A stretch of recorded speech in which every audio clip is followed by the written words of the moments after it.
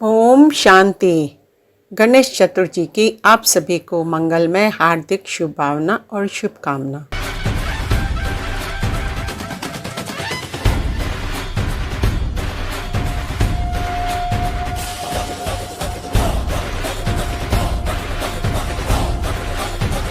आपका और खुशियों का जन्म जन्म का साथ हो। आपकी तरक्की के हर किसी के जुबान पर बात हो। जब आए कोई मुश्किल गणेश जी बाबा आपके साथ हो। आज हम गणेश जी के मुख के बारे में उनकी स्पिरिचुअल मीनिंग समझेंगे। गणेश जी का मुख बहुत बड़ा प्रभावशाली प्रकाश में दिव्य आभा मंडल दर्शाता है, जिसको सुमुख भी कहते हैं। जैसे कान और मस्तक आँखों की विशेषताएं तो हमने समझी, पर आज उसके मुख के बारे में जानेंगे, जो शरीर का एक महत्वपूर्ण अंग है। शरीर में कान और आंखें कर्म इंद्रियां दो होते भी काम तो एक ही करती हैं, सुनने का और देखने का। मुख एक होते हुए काम दो करता है, बोलना और खाना, और वो भी ज्यादा, तो दोनों ही नुकसान करते हैं। इसलिए स्पिरिचुअलिटी हमें यही सिखाती है, कम बोलो, धीरे बोलो, मीठा बोलो, तोल के बोलो, सोच समझ कर बोलो,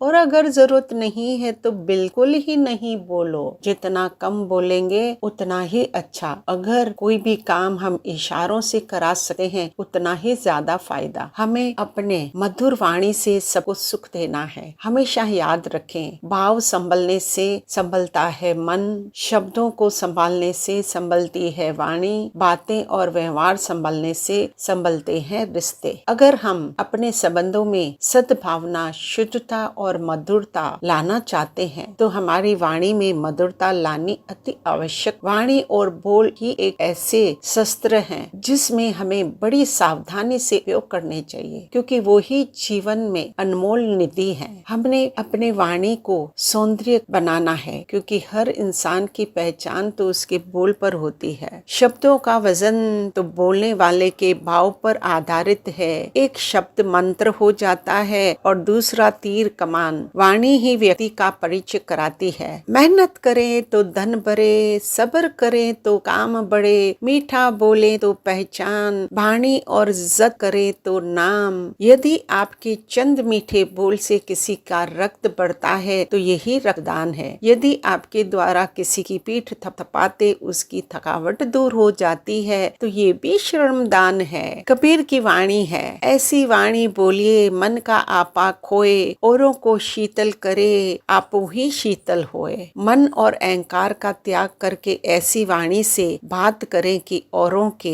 साथ साथ स्वयं को भी खुशी मिले। अर्थात मीठी वाणी से ही दिल जीती जाती है। मीठे बोल बोलिए, क्योंकि अल्फाजों में जान होती है। उन्हीं से ही आरती, अरदास और अर्चन होती है। ये दिल की समुद्र की वो मोती हैं जिनसे इंसान की पहचान होती है। वाणी में भी अजीब शक्ति होती है। करवा बोलने वाले का शहद नहीं बिकता और मीठे बोलने वाले की मिर्ची भी बिक जाती है। एक बोल से लड़ाई झगड़ा भी होता है और वही बोल आनंद का भी अनुभव कराता है। कोई बोलते हैं तो जैसे फूलों की बरसात हो रही है, कोई ऐसे बोलता है जैसे कांटों की चुभते हैं। इसलिए एकांत में बैठ अपने आप से पूछना है कि मैं कौन से शब्दों का प्रयोग कर। किसी के मीठे बोल, किसी की नियत में झोल, ये दुनिया है गोल, यहाँ सबके हैं डबल रोल। इसलिए हमें हमेशा औरों की बात माने या न माने, पर उसकी बातों को मान जरूर देना है, रेस्पेक्ट देना है। कभी कभी हम ज्यादा ही जजमेंटल हो जाते हैं और जल्दी रिएक्ट करते हैं। एक बार एक बच्चा अपने बाप के साथ ट्रेन में सफर कर रहा था। जैसे ही ट्रेन चलना शुरू किया, सुंदर नजारे नजारे देखते देखते बड़ी एक्साइटमेंट में उन नजारों का बार बार वर्णन अपने बाप से करने लगा और जोर शोर से उत्साहित होकर कहने लगा, बाबा बाबा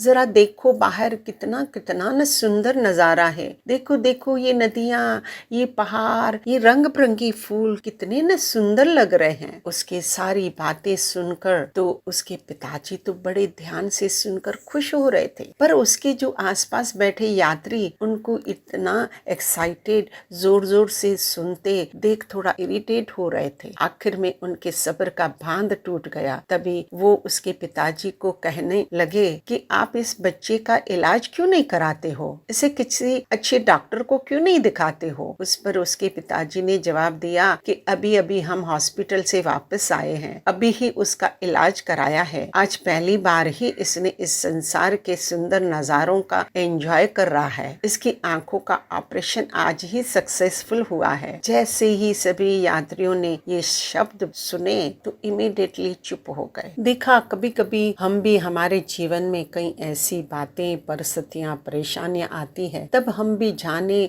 समझे बगैर ही रिएक्ट कर लेते हैं और जजमेंटल हो जाते हैं। अपनी वाणी पर बड़ा अटेंशन और पहरा देना है। इन 9 दिनों में ही हम गणपति जी की आराधना अर्चना करते अच्छे शब्दों के उपयोग करेंगे। ईश्वर से प्रार्थना में हम गाते हैं ना, हे प्रभु हमें दो सद्बुद्धि, जब तक जिए जबान पर आपका नाम हो, मन से ही आपका स्मरण होता रहे। जमको ऐसे आसमान में जैसे चांद सितारे खूब चमकते, मैं को ऐसे जैसे फुलवारी में रंग बिरंगे फूल महके। सदैव मीठी वाणी बोलिए जैसे ज्ञानी और योगियों की तरह। मधुर व्यवहार और मीठा बोलना एक कला है जो हर एक के पास नहीं होती है। बोलने की कला श्री राम से सीखें। जहाँ रावण करक जुबान से अपने सगे भी विभीषण को खो दिया, वहीं राम ने मीठी जबान से दुश्मनों के भाई को भी अपना बना लिया। चेहरे की खूबसूरती की भूमिका 1% है, पर वाणी की खूबसूरती की भूमिका 90% है। तो शब्दों को संभाल कर बोले, शब्दों में बड़ी जान होती है। बोलना और प्रतिक्रिया करना जरूरी है, लेकिन समय और सभ्यता का दामन नहीं छोड़ना चाहिए। आजाद रहें विचारों में, पर बंधे रहें अपने संस्कारों से। जीवन अमर नहीं है प्यारे, पर आप अपने नाम अमर कर जाना,